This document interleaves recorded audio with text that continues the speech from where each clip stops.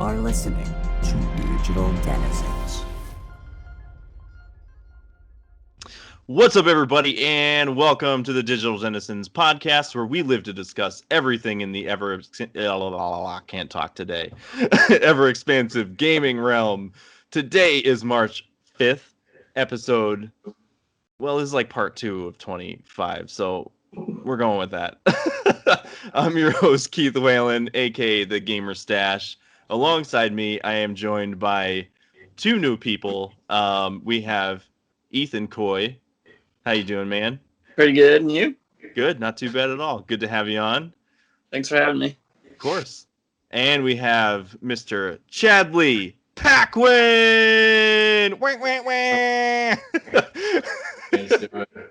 I'm so nervous being on your channel now.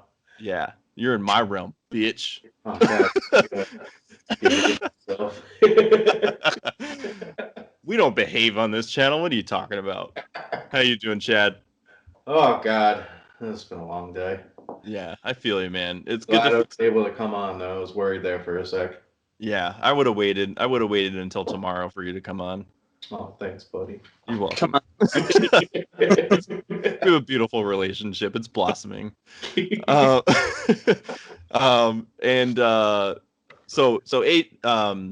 AJ. Chad here has his own channel. What's your channel? Two channels. I have Just Your Average channel, and I have Fanboy and the Snob. Hell yeah. Because I like to make it difficult and create more work for myself. Where can people find your channels, Chad? You can search Just Your Average channel on YouTube, Spotify, all that stuff. iTunes. Mm-hmm. Well, not iTunes anymore. It's Apple Podcast. And Fanboy and the Snob's on YouTube also. All that stuff. So Awesome. Like, subscribe.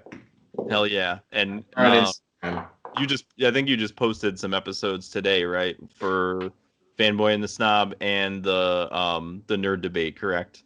Yeah, I forced you to be on 2 episodes. So we had the nerd debate today, which it was Keith versus our friend Leslie from Sector 7 Item Shop. They did Who's the Best Villain. If you want to know what the villains are, go check it out. Yeah, hell yeah. We did the Fanboy and the Snob video where he made us watch Johnny Mnemonic. And that was a fun video. It's a fun movie. It was, yeah. That was awesome. And Ethan, if you guys watch the other episode that we're going to be putting up, we did an interview with him talking about he's looking to get back into streaming and content creation and stuff like that. So where can people find you at, Ethan? So definitely YouTube. Just search Ethan Coy. Probably pop up. I have a few collabs with good people. I'll be there. Okay.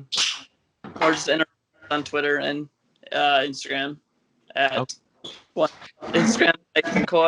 There is Ethan Coy. All right, very good. All right, cool. We'll put those links down below, and we'll also put them in the description so you guys can find Ethan, find Chad, and we've also started our Discord for our group, which is called New Game Plus, and we're going to be starting to get more people on there so we can have people link up and network with people or ask questions to things that I have no clue about certain things, but Chad might know, and somebody else. New Game Plus Network. That's right. My bad. New Game Plus Network is what it's called. Chris B from my channel is going to yell at me. I drank his 4-pack of beer he's left here, and there's like 4 more over there. He's probably going to yell at me for drinking. Snooze, you lose, buddy. For like a year, so I'm drinking. Hell yeah, man. Yeah. What? You can't leave a 4-pack. Well, I felt bad because they're super. I guess they're like 4-packs, so like $15 a piece. These ones. Yeah, but still, you can't leave a 4-pack at somebody's house for a year and expect it to still be there. All right. Well, at least know you got my back. That's like leaving your car on the street and expecting it not to be towed for a year. Like, what? You mean they towed my car? This is bullshit. I only left it there for a year. All right, very cool. So before we get into the nitty gritty, remember, if you guys want to write into the podcast and have us read your funny anecdotes, interesting or emotionally charged video game stories, offer up ridiculous life questions like, what can we ask the listeners? What's a good question? Put me on the spot. I don't know. What do you do if you're put on the spot? Yeah. What do you do if you're put on the spot? Let us know. Come on, guys. Write in. Back to stressful situations on camera. Yeah. Write into and let us know what you guys are playing. Share with us your stories, your thoughts with and we can share them with the rest of the listeners. We're also, let's see. I do have a question I want people to answer. Go for it. Would you consider Super Smash Bros. A legit fighting game? Ooh. I don't think it is. I don't think it is either. I suck at it, so I hate that game. I'm actually pretty good. I've gotten really good at it, where I used to be terrible at it. But that just goes to show, because I'm terrible at all other fighting games, so it means that it's not a fighting game. See, I love fighting games, so playing that game, I get pissed. Yeah. That's like the one fighting game, besides the Dragon Ball Z Fighters, he beats me at. Chris B from the channel, he just whoops my ass in that game. God. Hate it. Dude, my 10-year-old whoops my ass in Smash. I'm like, what the hell is this? I can't get over it. But yeah, if you guys want to write in on the show, you can write in on Facebook at Digital Denizens or on Instagram at Digital_Denizens. And of course, if you have any feedback, that helps us to improve the show. We'd love to hear from you guys as well. If you're watching the video version, we'll put the links down below. So shall we dive into it? Video games. Yeah. Video games. Video Video games. All right. What are you buying? What are you playing? Can anybody name? I've asked everybody that's come on the podcast so far. Can anybody name what that game is from? No. Wait, do it again? What are you buying? What are you playing? Is that Resident Evil? You're so good. Which one? Resident Evil 4, right? Yeah. Is it? Yeah, man. Yeah. That was the shopkeeper. What are you buying? Yeah. With the trench coat, like, dude, get away from me. You're a creep. So proud of myself, proving I'm not a big loser. Yes. Dude, I love it. You're the first person who actually nailed it right off the bat. Yes. That's shocking. Probably play the least video games that everybody who's been on your show too. Yeah, but you know a lot of like. No, I played Resident Evil 4, yeah. Yeah, you know a lot of background lore and all that kind of stuff. Like ridiculous questions that most people don't know the answers to. All right, so Ethan, what have you been playing lately? Currently, it's a lot of Animal Crossing and Stardew. Get those deals out the way. Yeah, no, that's cool. Stardew? Was that Chad? Did you say Stardew? Yeah, Yeah. Stardew Valley. Oh, cool. What's that? Basically, Moon, just this day and age. Oh, nice. Yeah. I guess the Switch that I'm missing out on, sadly. Yeah, Chad, you still need to get a Switch. Well, AJ said once he gets a Switch Pro or whatever that thing's, they need to call it the Super Nintendo Switch. I think that's like the Yeah, best. give me a Switch, and I'm holding them to it. It's in verbal contract. I'm going to screenshot it and everything. Yeah, I know. Yeah, they should definitely call it the Super Nintendo Switch. That would be epic. Mm-hmm. Yeah, and me and AJ and Matt, we were streaming Stardew Valley the other night. That was the game. Is that what that was? Yeah. Did you watch a little bit of it? Yeah, that game looks fun. Yeah, it's really cool, and like just kind of joking around and just kind of doing shit. Like we all snuggled in bed with each other one night. Actually, most nights. It was for warmth, I promise. I mean, whatever. Don't judge me. So yeah, so that game is a lot of fun. Anything else you've been playing? Minecraft, because it's taking a turn. It's coming back eventually. Yeah. And Beat Saber when I want to work out. Cool. I love that game. That's so much fun. What are you playing Beat Saber on? Expert. No, like set wise. Just the Oculus with cord.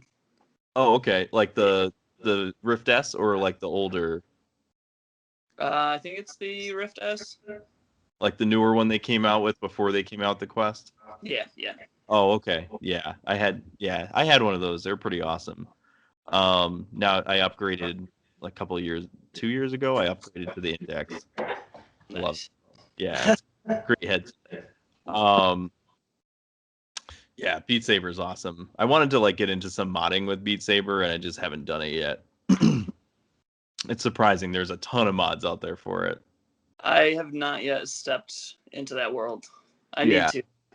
Yeah, there's a lot of tutorials and stuff out there you can find where you can like add songs, and you can add different like actual like lightsabers and like other types of like weapons and things that you can use. Yeah, it gets pretty involved. Chadley, what have you been playing? Oh boy, I have been playing. I'm trying to remember what I put on the list. Have you guys? I have PlayStation Now, and that's pretty much a lot of the games I've been playing on that, just because I'm poor and I don't want to go buy new video games. So they have this one game, Tricky Towers, on there. Have you ever heard of it? Real quick, how much do you pay for PlayStation Now? I don't know. It just comes out of my bank account. Isn't it like still like $20 a month to stream No, those games? I think it's like when I signed up, I think it was like $8. They lowered it to. Oh, okay. I was gonna say because like month. originally before it actually got good, it was like $20, and I was like, I am not paying $20 to stream like a half-ass glitchy game. I tried playing The Last of Us. I think The Last of Us 1 streaming on that, and it was terrible. No, they actually. I have my internet cable hooked right up to my PlayStation, so everything runs like pretty good. Oh, okay. Yeah. The other game I play, Street Fighter 3, that one kind of gets a little glitchy sometimes, but I think that's just because Capcom. Oh, yeah, because they suck. But that game's fucking, like, they need to make another. Are you guys Street Fighter fans? I do like Street Fighter. I'm not like huge into fighting games, but I still do appreciate like the old school Mortal Kombats and them Street Fighters, you know. Oh yeah. Yeah. My Fighting. list is all fighting games and then like a Tetris rip-off game. No, but back to Tricky Towers. I totally blanked on that. Tricky Towers is awesome. It's pretty much like a competitive Tetris. Where they have like a survival mode, a race mode, and like a bunch of stuff. And they add like wind effects to it. It's a lot more fun than I'm saying, like putting it out there. No, that sounds cool. Well, that's kind of like a different sort of like difficulty, like multiplier in a sense, like with the wind, like so it blows. And you have like weapons you could do, like make their blocks ice and stuff, and have them down, pick up the block, and try to knock it off. That's really cool. Well, that's kind of like what was it? Like Super Street Fighter was like wasn't it like the Tetris with like the Street Fighter characters? Yeah. Wasn't that like Super Street Fighter or something like that? Wasn't that the one when they had like the big heads and stuff? Yeah. Yeah, they had like the mini games and everything. Yeah, those were awesome because there was like you were like fighting against each other, and you can affect like how the different blocks like would fall and like mess up their multiplier and their combos and stuff. I remember being a kid renting that game, and I don't know why. I saw Street Fighter, so I rented it and I brought it home. Like, the fuck is this? This isn't a Street Fighter. They're all like cartoony with big heads and stuff. Yeah. When I started playing, I'm like, this game's rad. It was super cool. That was awesome. Also brings me back to like columns and shit. I loved columns on like Sega Genesis. Anything else? I said Tricky Towers. Street Fighter 3 is probably what they need to bring Street Fighter back. They need to make like the hand-drawn sprite animations and all that. Yeah, I love that. That's probably one of the most beautiful like drawn games and everything. It's the last one they did before they went to Street Fighter 4 and 5, where they did like the Ryus were like super bulky and everything. This is back when he was like more lean, but now they have super exaggerated. Oh yeah, and they're more like 3D now, aren't they? Yeah, which it's not. It's pretty cool, but I like Street Fighter 3 and 2's animation. Not the old school nostalgic. Yeah. Yeah. Then I have Mortal Kombat 11, which is always a game that we just always go back to because it's fucking fun. That's the most recent one, right? Yeah, and they came out with like the Aftermath and Mortal Kombat 11 Complete now, or Ultimate Edition, or whatever they call these games. Is that the one where they like added all the different characters and stuff in there? Yeah, they got Rambo in there, which he's fucking ridiculous. Like I've heard, everybody was yeah. like, "The fuck are you putting Rambo in there?" But it's not the Rambo with just guns. He has like knives and a bow and stuff. Yeah, no, that's He's super probably cool. one of the best like DLC characters. I think Nice. they added, I think, like Terminator and Yeah, and they added Spawn, which I'm really oh excited. I suck with Spawn. I don't know if you can see him over here. He's up there in the corner. You can't see him. oh yeah, I can see him. I Like fucking love Spawn, but I suck with him in Mortal Kombat, which makes me really sad. that's super cool. I bet it's probably better. Like I remember playing like Soul Calibur and they had Spawn in there. I think it was on Xbox. Yeah, that was cool. It was Soul Calibur 3 where they had like Yeah. fucking Xbox got Spawn, Nintendo got Link, and we got Hayachi. And I'm like, I can play That's- Hayachi on Tekken. Why do I want to play him on Soul Calibur? Give me one on Tekken. Yeah, exactly. Oh man, that's cool. Yeah, Deadliest Warrior is the other game. I know I ramble, but no, you're good. Warrior, if you have PlayStation Now, go play that game. It's super cheesy, but you can play like Genghis Khan and William Wallace and all that stuff and like historical fighters. And it's just hilarious, especially it's like gory as fuck. The little quips they make them say is like what they would probably say in real life if they were killing you. That's And like really you cool. can chop limbs off and chop the head off and like throw them off the cliff and stuff. It's a That's really amazing. cool game. Like you have like two weapons you could choose from, and you have like a projectile weapon. It's really cool. That's We'll awesome. be streaming that soon. I don't know why, but I had it in my head and I was like, they need to make like a new celebrity deathmatch game. I know the first one on PlayStation 1 was like terrible, but they need to redo that. Yeah, I just want to beat up Jack Black for not having a good career anymore. Right. Well, I know. You know what's interesting? Like he actually does a lot of game streams and like let's plays and stuff now. Yeah, he's super dad guy now. I love him anyway, though. Like he's so cool. No, I remember. Sorry, what were you saying, Ethan? Oh no, I was just laughing. You're good. I'm horrible. Like I was watching the video we did, and me and Chris just kept interrupting him when he was trying to talk. I feel like a dickhead. Oh. No, I remember Jack Black back in the day, like watching Tenacious D. Mhm. And there's this when they had an HBO show. There's a show where like they're in the desert and they're supposed to be taking acid. And they're like, "We want to ride the dragon, man." Oh yeah. They end up getting like tampons or something, and they're like, "This is acid, man." Then all of a sudden, Kyle Gass is a butt baby, and there's like a gross baby on screen and stuff. It's just I remember that. Oh I my was thinking like Disney Channel movies and stuff, and I'm like, damn. And James Gunn is the one that got canceled. God. Yeah, it's totally different. It's crazy though. I mean, like Jack Black's like probably in his 50s now. Oh yeah, You know, it's weird. Tenacious D is great though. If you ever heard Tenacious D, listen to them. I love them. Yeah. Yeah. Grew up on that shit. So I've been playing. I've also been playing Stardew Valley, as I mentioned. We were streaming with AJ, which is All for Gamers, and he's got his new Twitch channel A4GZ. So check that out. It was me, Matt at Devoted Saint Retro. The three of us were. AJ was streaming it, and the three of us were all on the stream together, and we were playing. That was like super fun. And like as we mentioned, like Stardew Valley, it's kind of like Harvest Moon, like in the new age. It's just a lot of fun. You can kind of like build up your town and kind of customize your house and like the land around it, and you can go and like hunt. We haven't done a lot of like fighting. It was just mostly like bullshitting around and digging holes and shit, but it was still fun. And then we also did a stream with AJ on Rogue Heroes, Ruins of. I look at it and I keep thinking Ruins of Tacos, but it's Ruins of Tassos. And both of those are on the Switch. That game is really fun. It's like a dungeon crawler, like old school, like Zelda Link to the Past top down game. That is so much fun because you end up like leveling up your character, getting different weapons, and then you can get different clothes and actually fit like a certain class eventually. Like there's knights, there's like I think there's a reaper, there's like assassin, and they all have like different abilities attached to each character.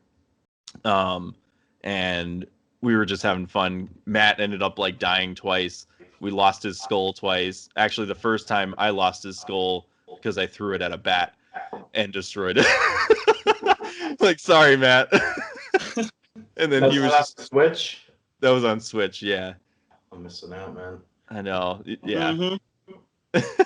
And but after you die, like you become a ghost, and Matt was kind of being like our guide. He was like telling us like, hey, come over here, you know. So it was like it was just like it was a blast playing that together. I actually I got a free beta Steam key from this indie developer, Kyle Berger. You can find him on Instagram at iceburger3, and this game's called Pixelot. And I think it's on Steam. You can download the demo off of there, and there's also you can also get it on iOS and Android. I haven't checked to see if there's like a demo on either one of those. I've only played it on Steam, but he sent me a beta key for it. I was playing it. It's like an old school like pixel art Final Fantasy. And it's just like the music is really well done. I think it's just him that works on it all by himself.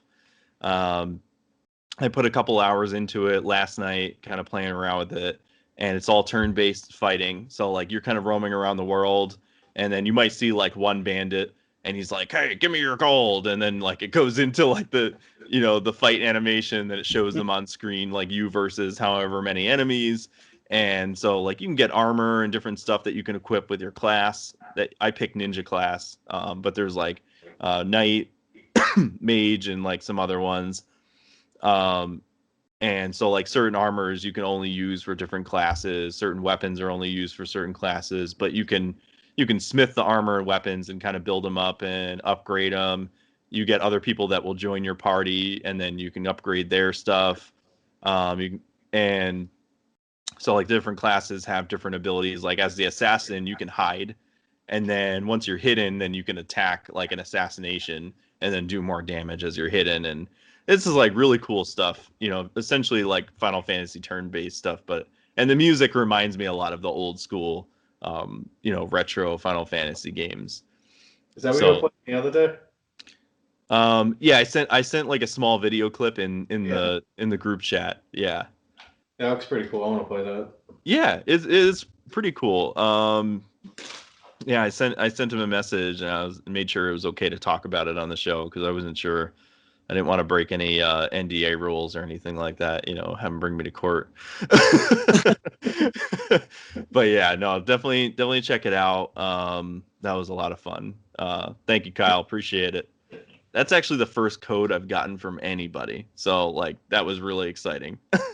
See, I'm really wondering, 'cause I got a message like a while ago for a game that was kind of like that. I don't know if it was that game. Yeah. Because I've gotten like a bunch of people trying to, not a bunch, but I don't want to sound like an asshole. I've had like 2 or 3 people try to like send me codes and stuff, but I'm just horrible at, I don't have time to play games that much, so I kind of always just forget about it, and I feel like a dickhead. Oh, that sucks. But I'm wondering if that sounds familiar. I was just trying to look it up on Instagram, but I don't know how to spell what you said. Pixelot? Yeah, it's pixel and then lot at the end. Yeah. Yeah, look it up on Steam. It's pretty cool. The other game I've been playing, I went back to Half-Life Alyx on the Valve Index, playing through Steam VR. And I downloaded.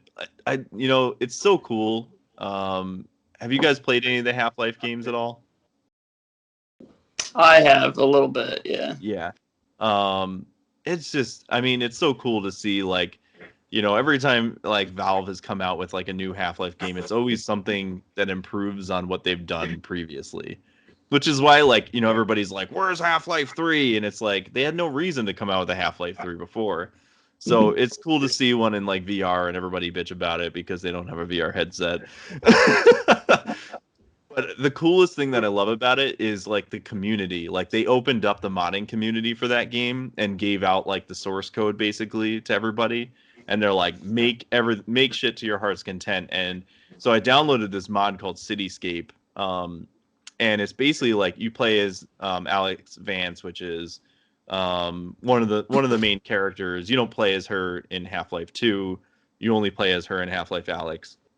But the game Half-Life Alyx precedes the events of Half-Life 2. It's in between Half-Life 1 and 2. But this was like a mod that somebody made, like their own story and everything, and like just the environments, the way they were able to like use their tools and everything and design it. It was just so much fun, and like super frantic. I feel like it was even harder than like the main story itself, which was just like awesome. But just the attention to detail in that game, being able to just like pick up shit and like look at it. I was like going into porta potties and lifting up the toilet seat, and I was like, oh, there's shit in there. Like reaching in and grab, not real shit, you know what I mean? Yeah. But it's just like the way you're able to like manipulate things in that game in VR. It's just such an interesting way that they were able to do it. That I count my blessings when like Half-Life Alyx came out on the VR, because I think that really brought a lot of new people into the VR space that weren't there before, because everybody's like, well, there's no real games, they're all just like experiences, which is like mostly true, but there's still a lot of really awesome gems on the VR that you could find out there that are excellent. So yeah, that's what we've all been playing. So thank you for stopping by, guys. Bye. Just kidding. We got more to show. Come on, we got more to this show. All right, let's get into the news section. All right, so first off, we got a little bit of bad news. You remember that Anthem redesign? Do you remember that? EA promised, like they do with everything else. EA promised that BioWare and EA were gonna work on, they called it Anthem Next. And when everybody was like, "Wow, man, yeah, you guys are gonna make that game that everybody was really excited about when they first, came out with it." Yeah, I got some disappointing news. They decided basically they're gonna just like ditch that whole idea. The planned overhaul, I guess the game originally came out in 2019, referred to as Anthem Next or Anthem 2.0. Is basically coming to an end. BioWare said in an update on the status of Anthem, the studio will continue to run the current live service for Anthem. So they're going to keep the servers up and running for who knows how long, I guess, until there's like nobody playing it. So what was up? It wasn't making enough money for them to go ahead and make the sequel or whatever? That's what I'm assuming. Like that's typical EA though. Like they probably figured they're not going to be able to make any new money off of it because everybody who bought it before is basically just getting this game for free. Which it's like, yeah, you should be. Like, you guys done fucked it up the first time. Like I'm so sick of EA. Like, meanwhile they're all doing, they're like, oh, we're gonna be working on this. Hey guys, here's the Mass Effect Legendary Edition. Here's the new Dragon Age, like here, distraction over here, and then they're like, bullshitting over here with Anthem. Well, that's the thing about a lot of these companies now. They're really kind of just like cashing in on their AAA titles that have already been there.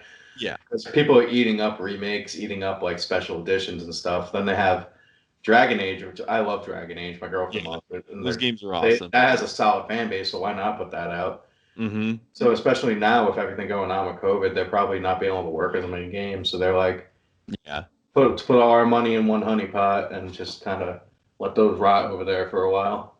Yeah, I totally agree with that. I think that is the case. They probably want to focus more on Dragon Age, Mass Effect, because they are, they're coming out with the Legendary Edition, I think, in May, and then they're working on a new Mass Effect game, which they announced already. Stupid. Just they should do the God of War thing. Just let it die for a while, then come back with a bang, make it a whole new fucking game. Mm-hmm. Instead of just being like, hey, every few years, let's put out the same fucking game, pretty much.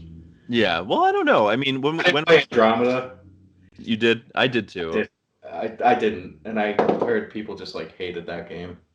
I didn't like it when it first came out. They did a bunch of updates to it. I played it last year, and still haven't finished it, but I got really far into it. It was definitely a better experience than I remember it being. And I have to say, like, Andromeda had definitely the best combat in all of them. it was definitely like the smoothest and most enjoyable combat, but story-wise, it definitely lacked compared to like, you know, the classic trilogy of Mass Effect. But I don't know. When was that Andromeda came out? What was it 2018, 17, 18? 17, 18. Okay. Well, yeah, I guess it's been a couple of years. I don't know. I guess we'll see what happens when the new one actually comes out, which I would assume it's probably going to be like another year or two before that even comes out anyway. Yeah. You know, so we might be okay, but I don't know. I'm still like weary just because, you know, the guys who worked on Andromeda were not the same guys who worked on the original trilogy. You know, like BioWare's not what it used to be. Yeah, So. we don't even know who's going to be working on the new one. I just want new licenses, like new games coming out. Just like It would be that's cool to see something different. Yeah. I know they're not Microsoft, but a lot of things Microsoft does is just keep going back in like Gears of War mode and all this other stuff, like bringing Halo back when everybody's like, "That was the last Halo." It's like, no, there's gonna be another one. Did that one come out yet? In Bomb? I can't remember. It was supposed to in December, but then they pushed it back a year. Yeah, because they wanted to make sure that it was going to turn out right, which I can't blame them. It was like surrounding all of like the cyberpunk stuff that happened, and they were probably like, "Yeah, we don't even making that mistake." Which I'm also a hypocrite too, because if a new Devil May Cry game comes out, I'll probably go play that. Yeah, those are good too. I don't know, like I'm a little disappointed about like this whole thing with Anthem. Like the Anthem definitely like had some potential. I remember playing it when it first came out. Like it had some cool stuff about it. It was just very bare bones, you know, like it was kind of a shell of a game. You know, it was missing so much stuff, and yeah, I don't know. So I was like really curious to see like, you know, is this going to be like a No Man's Sky redemption story? Like that would have been so cool because No Man's Sky turned out to be an excellent game after they did all the updates and stuff to it. Aren't they giving you like companions now in No Man's Sky and stuff? Yeah, it's like Pokemon trading and stuff. Like you can train them and do all this like really fun stuff. There's like they've added like 10 different expansions over the last year for that game. Like it's unbelievable what they were able to do with that. That's why I hate like what they put out. I forgot what game was delayed because of COVID. Mm-hmm. Or it wasn't even a game. I'm thinking of Wonder Woman 84. That movie was delayed so much because of COVID. Oh yeah. It's out and it's a fucking pile of shit. It's stuff like that where these studios are just like rushing stuff, and now they have all this time to like polish the games. Yeah. That are still gonna come out and be shitty games. It's like, what the fuck have you been spending all this time on? Right. Yeah. It's hard to. Yeah. I know it sucks. I think it's hard to say though because it's like I think a lot of these studios are like working from home, and it's like who knows what that's like. You know, whether they're like very limited in resources or they're just like kind of jerking off at home instead of actually working. I mean, we don't really know. You know, it's just like all speculation. But yeah, I don't know. So that's you know, rest in peace, Anthem. They'll be back. What's that? They'll bring it back. You I think so? guarantee you in like 2-3 years they're gonna like try to update the game they have now probably to see who's gonna latch on to, who's gonna play it. Yeah. Honestly, even if they were just to be like, we're just gonna leave this one as is, and we're gonna work on another Anthem game, and make it the like what we actually wanted it to be, like then they could be like, oh yeah, then we can charge money because it's a brand new game. Yeah. You know, like I'd be okay with that, honestly. It's the best thing these companies are doing now is putting these remasters out to see if it's worth making a new game. Like look at the Crash Bandicoot remastered trilogy. That thing sold like crazy, so they're like, let's make a new fucking Crash now. People are proving they want it, so if they do that with Anthem, maybe they'll make the new one. Yeah. Let me see here. So in this article that I pulled, I put the links down below if you guys wanted to pull them up. Like the articles that I used. In the spirit of transparency and closure, we wanted to share that we've made the difficult decision to stop our new development work on Anthem, aka Anthem Next, BioWare executive producer Christian Daly said in a post on the BioWare blog, "We will, however, continue to keep the Anthem Live service running as it exists today." Daly noted that the COVID-19 pandemic and work from home orders had an impact on our productivity. I know this will be disappointing in the community of Anthem players who have been excited to see the improvements we've been working on. It's also disappointing for the team who were doing brilliant work. And for me personally, Anthem is what brought me to BioWare. And the last 2 years have been some of the most challenging and rewarding experiences of my career. Game development is hard. Decisions like these are not easy. Moving forward, we need to laser focus our efforts as a studio and strengthen the next Dragon Age and Mass Effect titles while continuing to provide quality updates to Star Wars: The Old Republic. Oh, I forgot they were working on that too. BioWare announced in February 2020, a year after Anthem launched, to a tepid response from fans and critics that it planned to redesign the game. The goal in overhauling Anthem was to reinvent the core gameplay loop, and said then BioWare General Manager Casey Hudson. We recognize that there's still more fundamental work to be done to bring out the full potential of the experience, and it will require a more substantial reinvention than an update or an expansion, Hudson said last year. He explained that BioWare was pausing seasonal updates to Anthem to focus on a longer-term redesign to the experience, specifically working to reinvent the core gameplay loop with clear goals, motivating challenges, and progression with meaningful rewards while preserving the fun of flying and fighting in a vast science fantasy setting. So, yeah, I don't know. Maybe they will come out with. It was 2019 when it first came out. Okay. Wow. That hasn't even been that long. Holy shit. Okay. Well, yeah. I don't know. We'll see if they come out with another one. Well, anyway, speaking of third-person co-op games, this new third-person survival co-op shooter will hug your face starting this summer. You like that segue, Chadley? You're talking about what I think you're talking about. Hopefully this won't be a shit show. What's that? You talking about Alien? Hell yeah. Aliens Fire Team. Yeah, it's a co-op PvE shooter coming to PC, PlayStation, Xbox. Did you watch the gameplay trailer or any of that stuff? I haven't been able to watch it yet. I didn't even put up. I just read an article like 2 days ago, and I'm like, God damn, they're making another one. This better not suck. Because I heard that. Well, the last one was made by Randy Pitchford, so you know why that sucked. Gearbox, they're not the greatest. They're good at Borderlands, and that's pretty much it. I forgot. I used to have my big Alien statue down here. I fucking love Alien, so having that game be bad was very upsetting. So this one better be good. Yeah, Colonial Marines was that was a piece of trash. Yeah.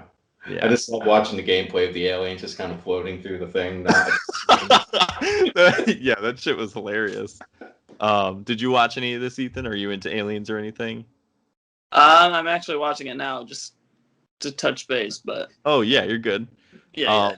Yeah, it looks pretty... I don't know, it looks pretty cool. It's actually third person, which is different because most of the other Aliens games that we've had in the past have all been first person. And so they kind of explain it. It's kind of like a Left 4 Dead 3-player co-op PvE shooter. It was announced for this summer on PC, PS5, Xbox Series X/S, PS4, and Xbox One. This is a developer, Cold Iron Studios, revealed that the project, which was teased back in 2018, will take over a multi-mission story campaign seemingly similar in structure to Left 4 Dead or Back 4 Blood. Cold Iron co-founder Craig, I'm going to probably butcher this, Craig Zinkovich, says one of the goals of Aliens Fire Team is to fulfill the Cameron-esque fantasy we saw on screen in the 1986 classic Aliens. Now that's what I expected Colonial Marines to be back when that came out, and that just was not that at all. What, you want tension? Yes, tension. The one thing I loved about the movies was having that tension and also being having to seal off doors. you know, like using the blowtorch while like the other guys like cover your back or something like that. That shit is so cool. I hope that it has that In the kind of shitty Alien movies, there was that. 'Cause I remember like, what was it, Alien Resurrection or something? You got like Oh yeah. the wheelchair guy was like attached to the guy. He's trying to climb the ladder and stuff, and the aliens just slowly coming up after him. And I'm like, I want that stuff in a game. Can they put that in the game? Like, I don't know if people think shit like that's boring, but I don't know. That's why I'd want that to be more kind of like a Last of Us type game. Imagine if they made Naughty Dog made an Alien game. How fucking nuts that'd be. Dude, that would be really cool. Yeah. If anybody should make an Alien game, it should definitely be them. Yeah. That'd be super cool. Yeah, so I don't know. This looks pretty cool. It says this is set in 2202, 23 years after the original Alien movie trilogy. At this point in the timeline, xenomorph outbreaks are rare, but the aliens are widely known about. The Colonial Protection Act of 2187 commissioned warships to patrol the universe and protect colonists from xenomorph outbreaks. You play a new soldier aboard the USS Endeavour, and you end up orbiting Katanga after a distress call. Let's see. There are over 20 enemy types, including 11 unique types of xenomorphs, ranging from facehuggers to praetorians. Synthetic and synthetics will also be on your list of foes. Each campaign has new enemies to fight, one of them being a xenomorph hive. That's pretty cool. It seems pretty varied in the types of enemies that you'll be fighting then. Players, meanwhile, can choose one of 5 unique classes: Gunner, Demolisher, Technician, Doc, and Recon. You'll be able to customize your Colonial Marine with unlockable cosmetics, challenge cards, or optional mutators that alter gameplay in order to encourage replayability. One card might require headshots in order to do any damage. Meanwhile, higher difficulty levels introduce things like friendly fire, deadlier acid spray from xenomorphs, and scarcer resources. That's pretty cool. Let's see here. I'm just glad it's not a first-person shooter. What's that? I'm glad it's not first-person. I suck at those. I mean, like, part of me is like, I liked, you know, the other like Aliens versus Predator games, like when they were first person. Like, I thought those were really cool. But it is cool to see it in a different, in like third person. It is something different than we've had before. I fully understand. I'm probably the only person excited it's in third person. Mm-hmm. But third person's my jam, and I fucking hate first-person shooters. So yeah, I like both, but it kind of reminds me of like Gears of War in a sense. You know, like I love Gears of War being in like third person. Yeah. You know, but they I think it was just the other day. What was this? Yeah, actually, no, this was yesterday. They released, it was like a world exclusive IGN first thing that they released, and it was like a 25-minute gameplay of Fireteam. I didn't watch the whole thing. I watched a couple minutes, but it looked pretty cool. You know, I really hope that it's going to be like that game when it actually comes out, which I think, yeah, it's coming out in this summer, that's only a couple months away. So, I mean, I hope I'm wrong, but I've been paying attention to certain observations. Definitely Left 4 Dead vibes. Yeah. But the movement doesn't seem too good. Yeah. The combat is a little iffy. I mean, I hope I'm wrong on those. Yeah, but I know. It doesn't look like it flows very well. And this is still beta stuff too, so they have like true months to get. Yeah, the gameplay that they showed us could actually be like an older build and stuff. I hope so, because that combat clip was not very good at all. Yeah, I know. Yeah, we'll see what happens when they're done with it. We wish you the best, Cold Iron. Do better than Randy Pitchford. Our hearts again. Yeah. Just want a good alien game. Yeah, we just want a fucking good alien game, for Christ's sake. All right. Speaking of segues that I don't have for this one, Square Enix is finally making the Final Fantasy VII Cinematic Universe playable. Oh my god. Are you ready for this, Chad? I'm so upset. Yeah, you're not the only one. So yesterday's most important Final Fantasy news wasn't. Well, this wasn't yesterday. Sorry, this is the article that I pulled. Wasn't delivered at the end of Sony's lackluster State of Play live stream presentation, but was instead casually tweeted out afterwards. A new mobile game called Final Fantasy VII Ever Crisis is coming. You guys excited yet? What? Very emotional about this. Yeah. This latest Final Fantasy VII remix will tell the story, not just the original game, but also every Final Fantasy VII spin-off as well, finally creating an accessible one-stop shop for people to experience the entirety of the extremely weird but totally cool Final Fantasy extended universe. Are you excited yet? The Final Fantasy VII Ever Crisis is a chapter-structured single-player experience which will cover the whole of Final Fantasy VII timeline, including the events of the original game, along with the Final Fantasy VII compilation titles, as well as new story elements, penned by Final Fantasy VII Remake story and scenario writer Kazuji Nojima? I totally butchered that. Sushi Noshima. Yeah, there you go. That's what he said. What he said. Surrounding the origins of Soldier, Square Enix announced in the game's press release, it may not be the full-on Crisis Core remake some fans hope for, but for everyone else who just wants a practical way to catch up on the sprawling back of and side stories to one of the best JRPGs ever, it sounds like Ever Crisis will finally make that dream a reality. For the uninitiated, Final Fantasy VII compilation includes these following: Final Fantasy VII, which was 1997 on PS1, before Crisis, Final Fantasy VII, 2004. It says FOMA. I don't know what FOMA is. I think that Before Crisis was a mobile game. Oh, okay. It was on that weird, what's it called? The N-Gage or something stupid like that. Remember that shit? I think it was like one of those type of games, mobile games on the N-Gage and stuff. So it's like gaming phones with like... Yeah, it was when they tried printing out phones that were just for gaming and you could make a call on it. Then real smartphones are like, yeah, but that's ugly. Just use ours.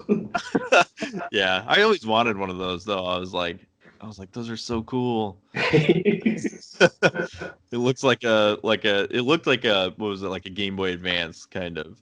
Yeah. Uglier. Yeah, ugly.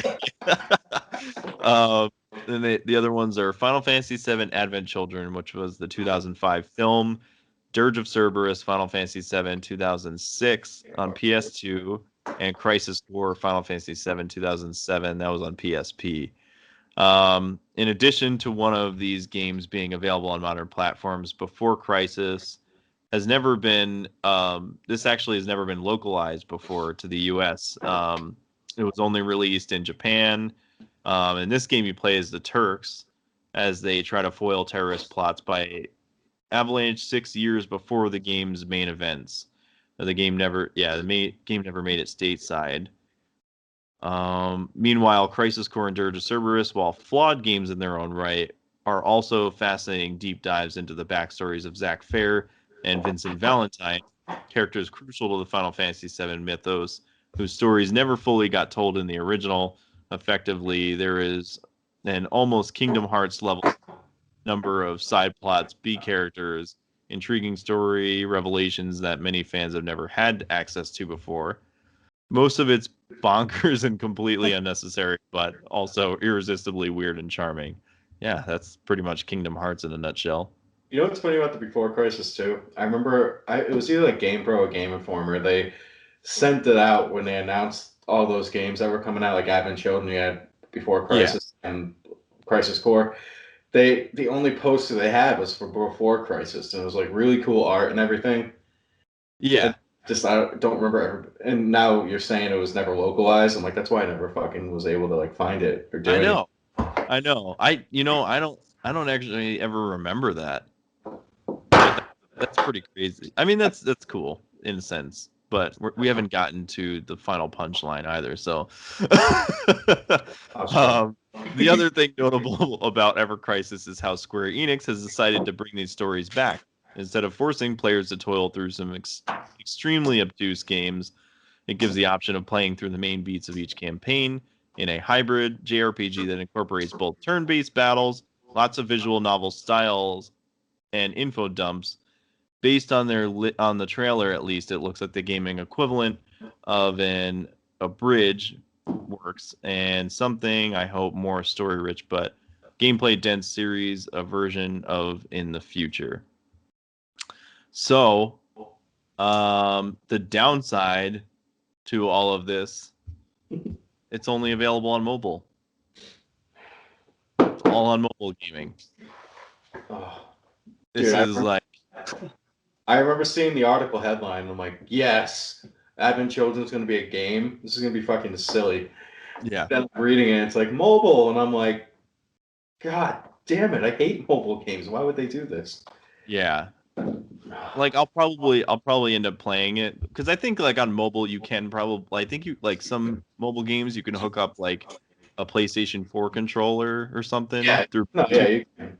The easiest way to do it is get it's like at one end is the HDMI port, then you get the other end that hooks up to your phone, so you attach it right to the TV, and you hook your PlayStation controller up and just use your phone as a console, pretty much. Yeah, and Mobile I mean, your TV. and There's a little bit of lag sometimes, which sucks. you might even be able to cast it to your TV or something, like if you have like a Chromecast or something. So it's just weird, because watching the trailer, it actually looks really cool. Like they showed a lot of gameplay of the original, like it's like Final Fantasy VII Remake. It's a cross between the original Final Fantasy VII with the polygon figures and the remake.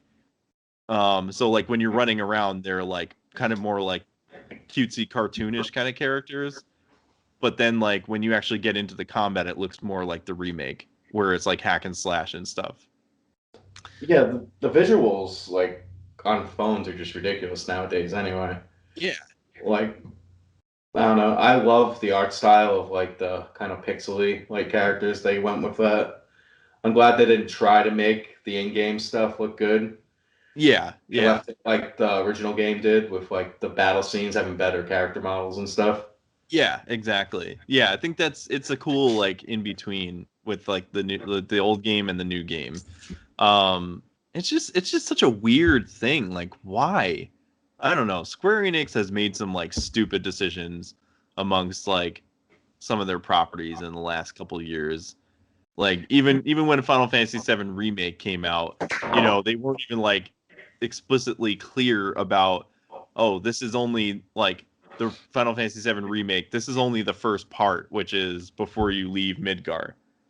Yeah. And then they had no clear like schedule or like plan of like when they were going to be coming out with the next episodes or whatever they were even calling them. So people were like, oh, so you're saying I got to buy this one and then every subsequent one after that. So I'm going to be playing Final Fantasy VII, like the game, for like the next 25 years.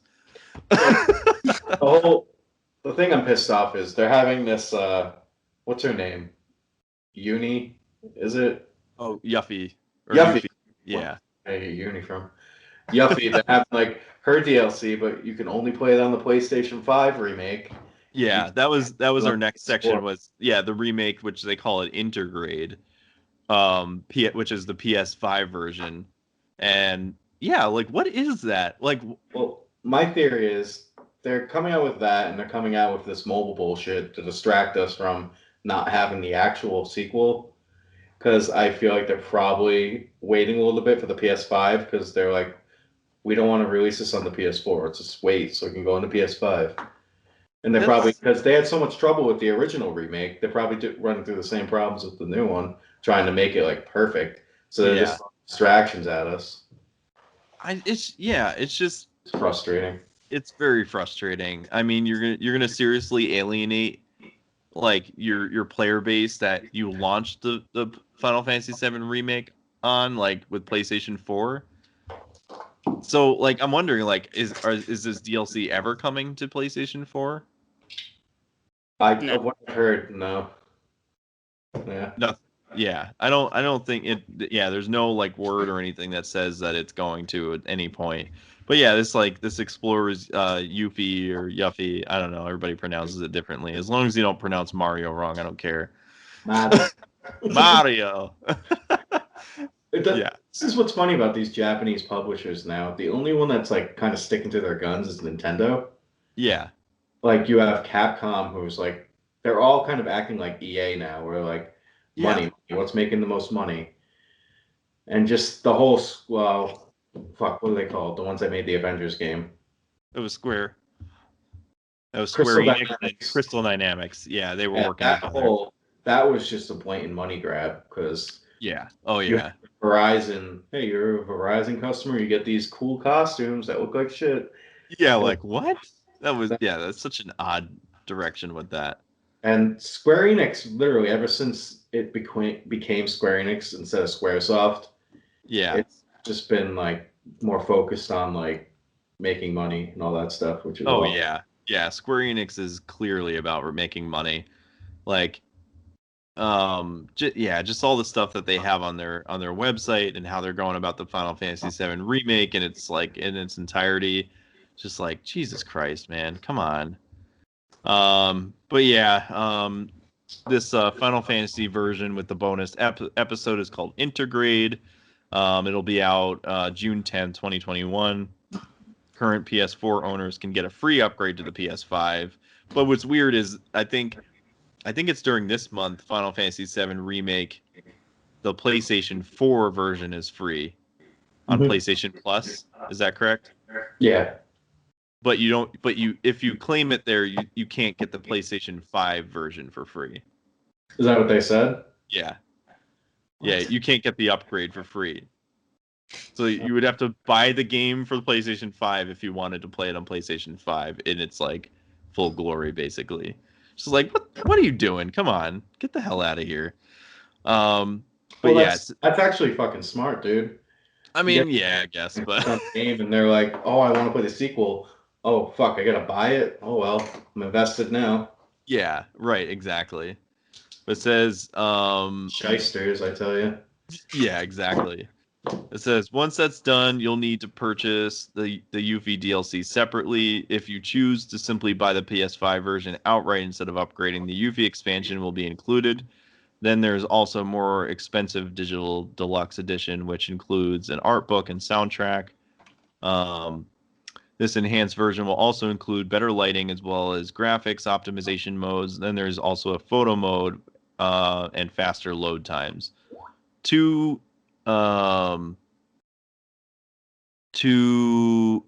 different graphical modes can be selected at any one time. One will display the visuals in 4K, while the other boasts of 60 frames per second. Final Fantasy VII Remake Intergrade will cost $70 on PS5.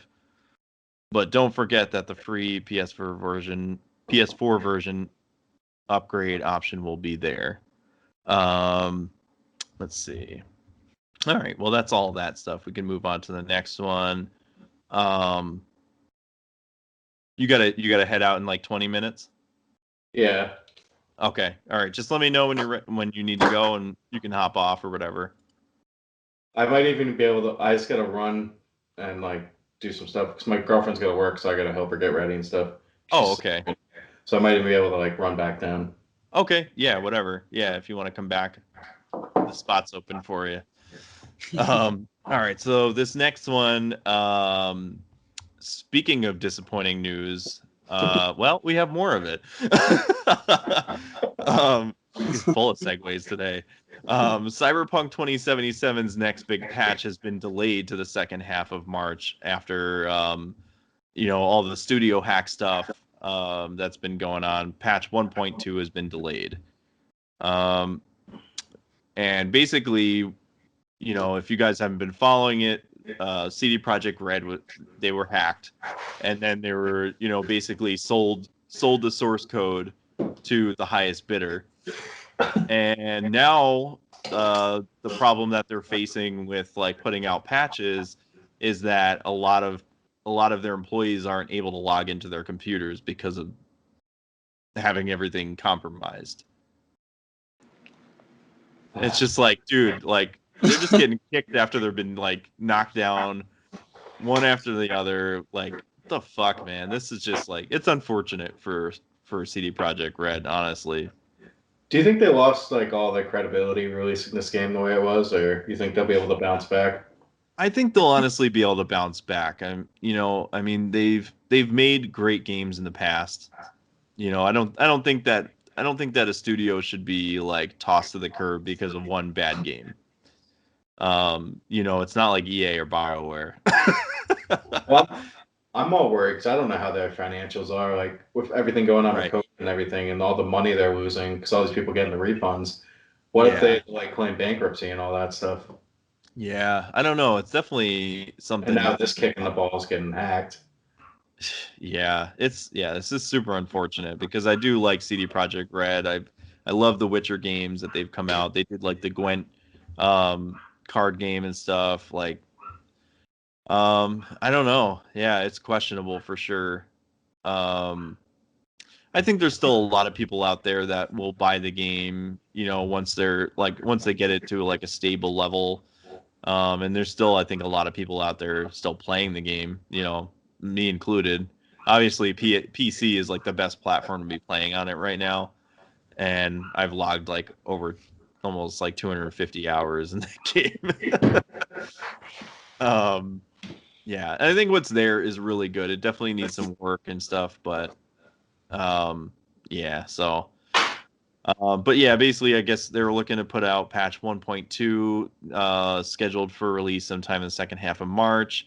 There was a statement from CD Projekt Red's Twitter account, which says, while we dearly wanted to deliver the patch 1.2 for Cyberpunk 2077, in the time span we detailed previously, the recent cyber attack on the studio's IT infrastructure and extensive scope of the update mean this unfortunately will not happen. We'll need some additional time. Our goal for patch 1.2 goes beyond any of our previous updates. We've been working on numerous overall quality improvements and fixes, and we still have work to do to make sure that that's what you get. With that in mind, we're now aiming for release in the second half of March. And then it says this ransomware attack has been a source of considerable disruption for CD Projekt Red, as it included both source code and personal details of employees and other sensitive information that was allegedly later sold on the internet. According to a new report from Bloomberg on Wednesday, the hack has made it nearly impossible for some CD Projekt Red employees to effectively perform their jobs. And Jason Schreier, I think, covered this on Bloomberg, reporting the level of disarray the hack has kind of left the studio in, making it impossible to access their systems, the tools that they need to do their jobs, and said people requesting anonymity because they weren't authorized to talk publicly. So, yeah, this is just a shit show all over. So I wish them the best of luck, but we'll see what happens, I guess, right? Well, So, woof.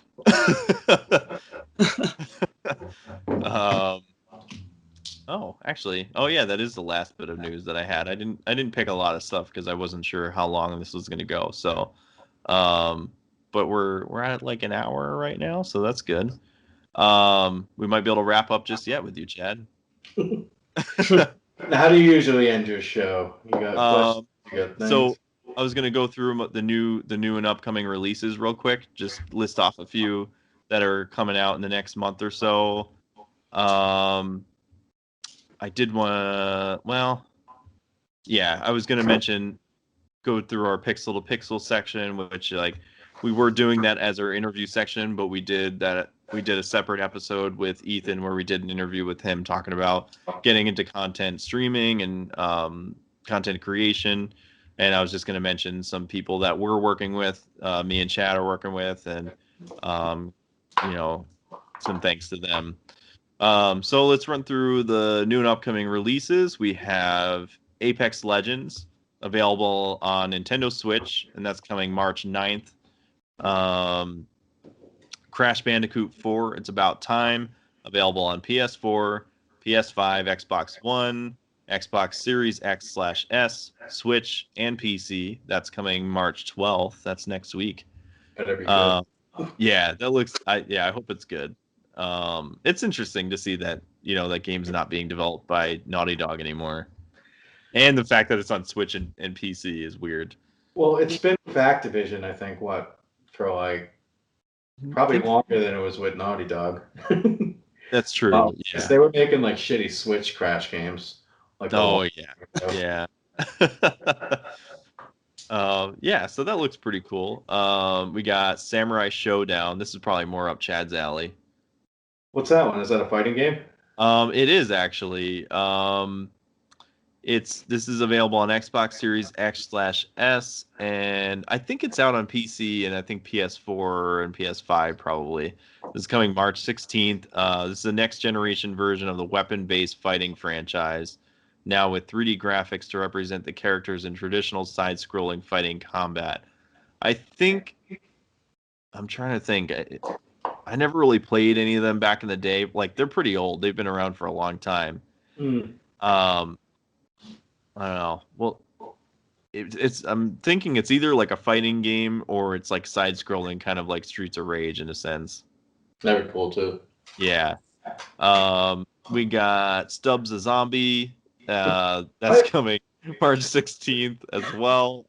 And this isn't like a remaster or like a remake or anything. It's basically just a re-release of the game from the OG Xbox back in the day. That game was It was pretty cool. Yeah. I didn't realize it had such a cult following behind this game. It's like, fucking zombies smoking and just like eating the shit out of people and stuff. We also got Monster Hunter Rise. This is the next in the series of Monster Hunter games, and this is only available, I believe, on Nintendo Switch, and that is March 26th. But I think this is kind of more in line like the original Monster Hunter games, not as much as like Monster Hunter Worlds that came out on all the platforms. So if you like those games, you probably like that a lot.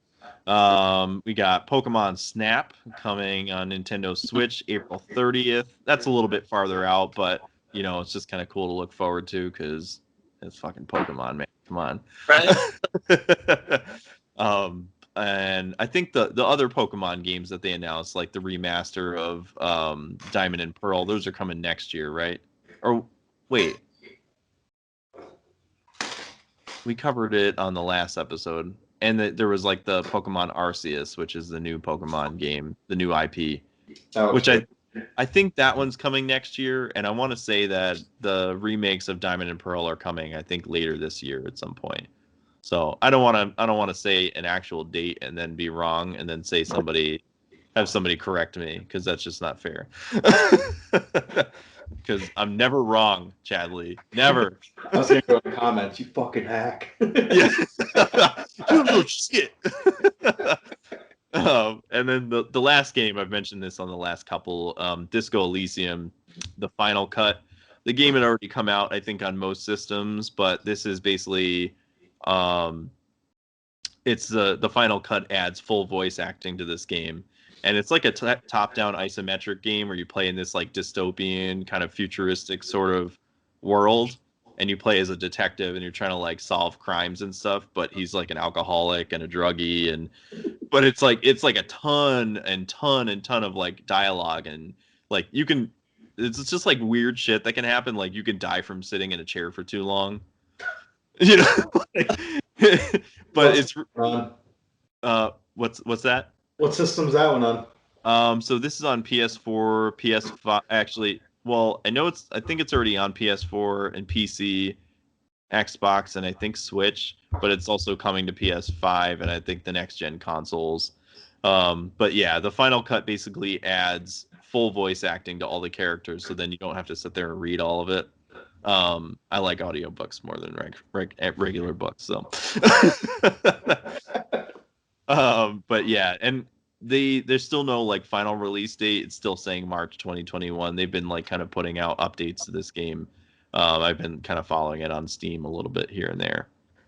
But yeah, that's something good to look forward to. Our last section here is the Pixel to Pixel. Basically, we're reaching out to streamers, YouTubers, podcasters, even prop game merch creators, indie devs, artists, anybody within the gaming industry. I'm working with Chad, and we got other people that we're working on in this group. New Game Plus Network.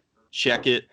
We got the Discord up and running, so we can kind of get you guys all linked into one centralized home and kind of link up with new people, have fun chatting with people, networking, learning how to start up a channel, learning to improve your channel, anything like that.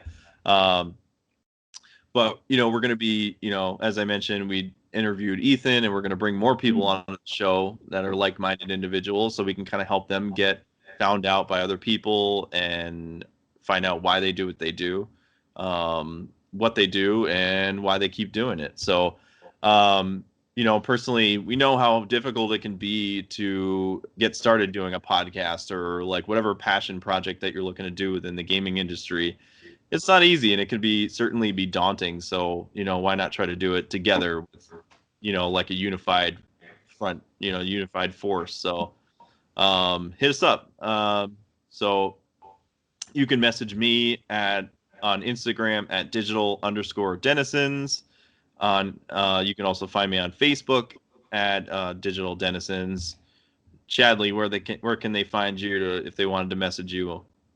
You can find me at JYA Channel on Instagram and also at Fanboy and a Snob on Instagram. Right. JYA is probably where we do the best place video to read game stuff. Okay. Fanboy and a Snob is like comics, movies, video games, all that stuff. So either or, really. Yeah, and we're gonna try and get the Discord invites out so we can get more people involved there too. So we can have more of like I feel like it's probably easier to get people there than like being like, oh, find me individually on Instagram, where you can find us all in one place. Just don't be an asshole if you come on it. Yeah. Actually, it's one of our rules. Don't be a dick. So yeah, if you guys have any questions or anything, hit us up on social media. If you're looking for answers, looking to link up with people, we'll put the links down below for our gentlemen on the podcast. And let's see. Just wanted to make a few quick mentions of who we're collaborating with, which you may see on the show or you may have already seen on the show. We have Matt Philandro. He is at Devoted Saint Retro. He creates gaming art with woodworking. Really talented individual. He makes like really cool game controller stands with LEDs. NES, SNES, N64, Sega Genesis, Game Boy cart stands. So if you want to like display your old carts on your shelf, I have one I can show. Oh, nice. Yeah, I was looking at them on the store. Those are super cool. Okay. So I have my old Game Boy, and of course I'm breaking it. But he has this little stand. Obviously the other one just fell, but it goes there. And you put the Game Boy right on there so it could be a nice display. Oh, that's super awesome. And then he comes with these cool little Game Boy holders, and there's also you put the game right in there. And you can stand your carts up on the shelf or something. And I got my little Sega games. You put the Sega games right in there. Fits perfectly. Doesn't really fall over if you knock into it. It's pretty stable. Yeah. No, they're actually really cool. They're well made and all that stuff. So yeah. Yeah. You can find his shop. He also makes like PlayStation, Xbox, Nintendo like wooden logos that you can hang up on your wall or your door or whatever. You can find him on Instagram at Devoted Saint Retro. Shop link is on the shop links on his Instagram, or you can go to devotedsaintretro.com, and you can also find him on Facebook at Devoted Saint Retro. We also got what's that? I feel like I'm on QVC here. Yes. Hand model for me, Chadley. Hand model. That's beautiful. We also got Leslie Morales at Sector 7 Item Shop. She also creates gaming-related merch and art. You can find her shop over on Instagram at Sector 7 Item Shop, and she's got a link tree on her Instagram. And I want to show off something without knocking over all my shit on my desk here. And all the stuff that's in it. This is, speaking of cyberpunk, I got this. She made this cool cyberpunk tray, and it's like got the cool like lacquer base in the back. Oh, let me just take these off. But I put all like my cool cyberpunk pins in the bottom and everything. It's super cool. I love that thing. Yeah, she did a great job. But she makes them with like, you know, for other games too, not just Cyberpunk. She had like Red Dead Redemption 2. I think there's like some Zelda ones and like some other ones. Oh, whoops. I'm just in shit now. Yeah, so she makes some really cool stuff. We got AJ Volpe, or Volpe. I don't know how you pronounce it. Sorry, AJ. He is all for gamers. He also has a shop through his Instagram where he sells some gaming merch. He even sells some like old school like gaming carts for like old school Nintendo, Super Nintendo, that he's like kind of collected with him and his I think his brother-in-law.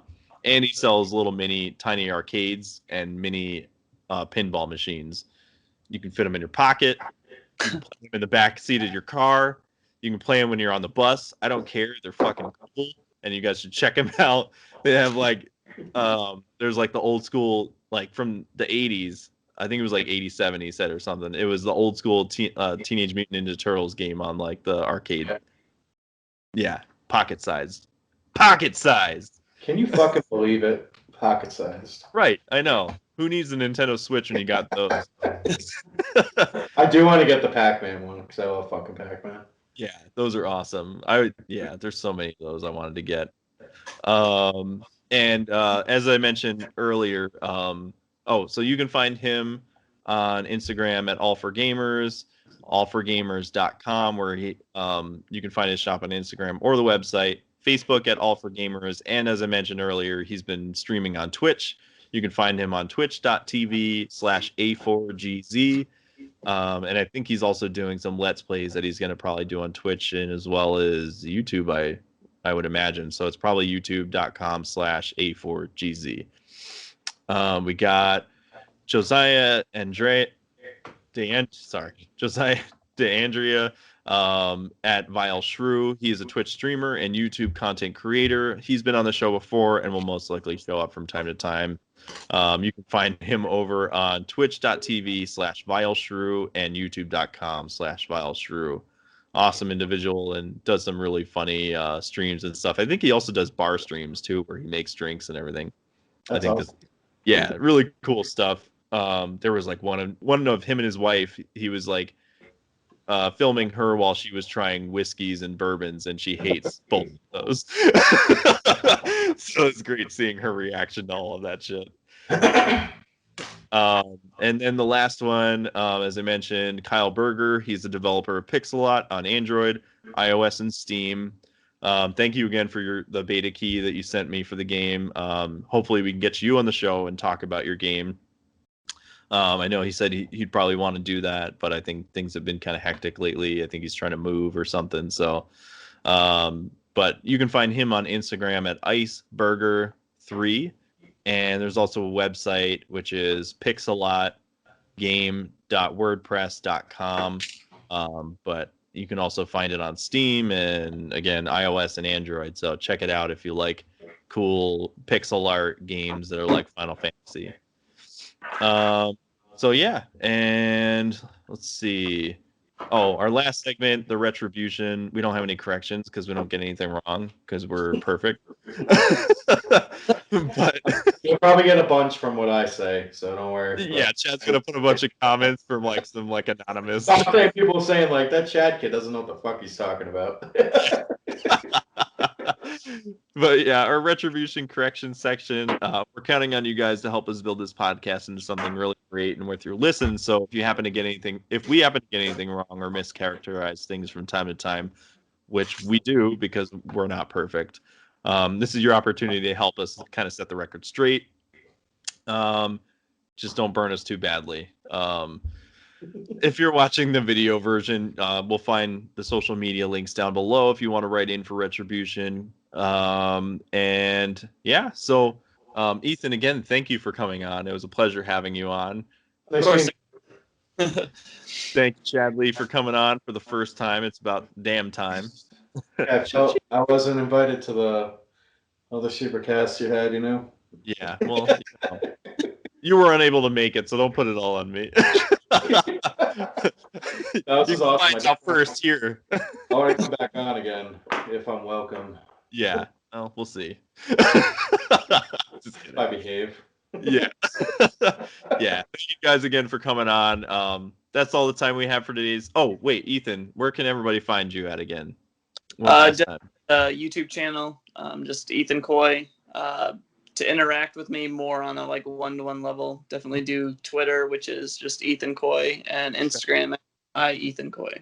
All right, very cool, man. All right, yeah, we'll get you. I got him linked up with Discord, so he can kind of link up with some people on there, and maybe you guys can find him there. So, all right, well, that's all the time we have for today's podcast. We hope that you guys enjoyed what you heard, and we truly appreciate you guys tuning in for another episode of Digital Denizens.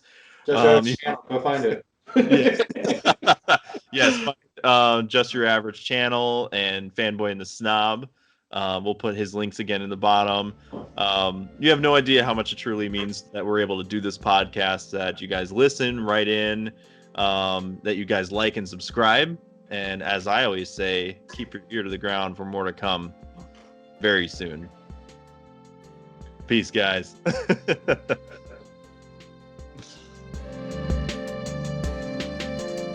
You are listening to Digital Denizens.